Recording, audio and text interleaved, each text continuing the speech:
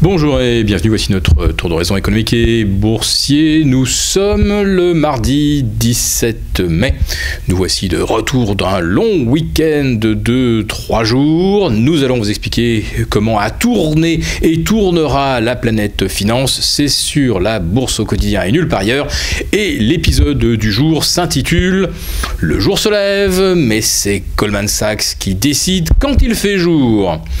Et c'est Goldman Sachs qui vient de révéler soudain au marché que le pétrole était redevenu au moins haussier à court terme.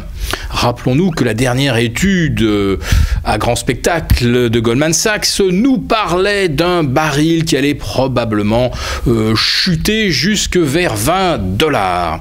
Eh bien, Goldman Sachs vient de découvrir et de révéler qu'avec la baisse de production du pétrole au Canada, les attentats contre des installations pétrolières au Nigeria, eh bien on était passé d'un contexte de production excédentaire à une production déficitaire. Rendez-vous compte, Goldman Sachs n'a mis que 15 jours à découvrir à peu près ce dont nous vous parlons depuis le début du mois de mai.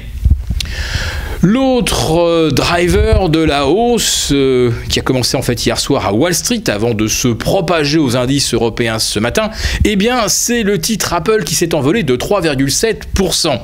Et oui, figurez-vous que Berkshire Hathaway, le fonds de Warren Buffett, a eu le génie, le flair d'acheter pour 1 milliard de titres Apple en mars et au mois d'avril. Ouais, génial!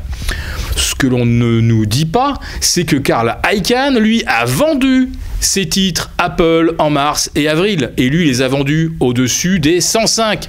On ne dit pas que Carl Icahn a bien vendu et que Warren Buffett a mal acheté. Non, puisque Berkshire Hathaway a ramassé des titres Apple, c'est donc que c'est génial. Alors évidemment, Warren Buffett ne s'attend pas ou ne s'attend plus à ce que Apple soit une valeur de croissance, mais une valeur de rendement. Et c'est exactement ce que Carl Icahn réclamait à Apple, davantage de distribution de ces gigantesques réserves de cash qui sont planquées dans à peu près 70 paradis fiscaux sur la planète. Alors ce matin, si on retrouve le CAC 40 en hausse de 1,10%, qui revient au sommet du canal 4250, 4360, eh bien c'est peut-être également grâce aux révisions de l'INSEE. Oui, figurez-vous qu'en 2014, nous n'avions pas cette pauvre croissance de 0,2%, mais on avait plus 0,7%. D'après les dernières révisions de l'INSEE, on découvre également que les 7 muses s'étaient mises à 25, que les 12 salopards étaient en fait 42 et que les 101 dalmatiens étaient 365. Ça en fait un par jour et ça évite ainsi la monotonie. Oui, l'INSEE révise de 3 fois et demi la croissance 2014 grâce à l'effet stock. Alors, nous avons également nos propres indices qui nous permettent de redresser les chiffres. Et en effet, nous contrebalançons l'effet stock avec l'effet chewing-gum collé sous la godasse et l'effet paperasse et contrôle fiscal qui ampute également la croissance, mais moins que le gonflement des stocks. Voyons maintenant donc ce qui peut nous attendre à Paris, 4360 sur le CAC 40.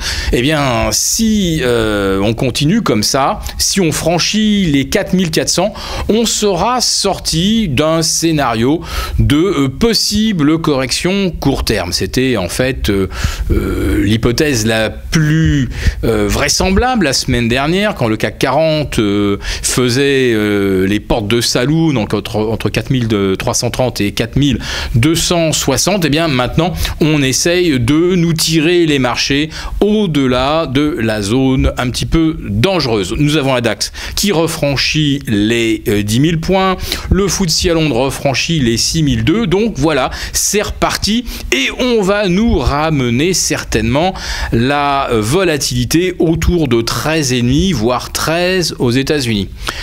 Est-ce que ce mouvement de hausse doit quelque chose au pur hasard? À notre avis, non.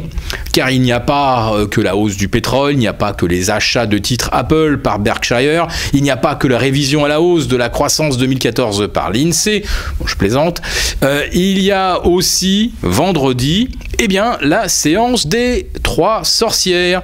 Et la coutume, c'est que les indices soient tirés 48 heures avant l'échéance. Donc on aura peut-être encore une séance de hausse demain, histoire, comme on dit, d'améliorer un petit peu la sauce et de redonner artificiellement au marché une allure plus haussière. Mais regardez les volumes, les banques centrales sont aujourd'hui les seuls enchérisseurs dans la salle, personne ne suit et la semaine dernière a littéralement éjecté les derniers traders intraday. Donc hors banque centrale, il n'y a plus personne. Et ça, franchement, c'est pas la meilleure nouvelle du mois.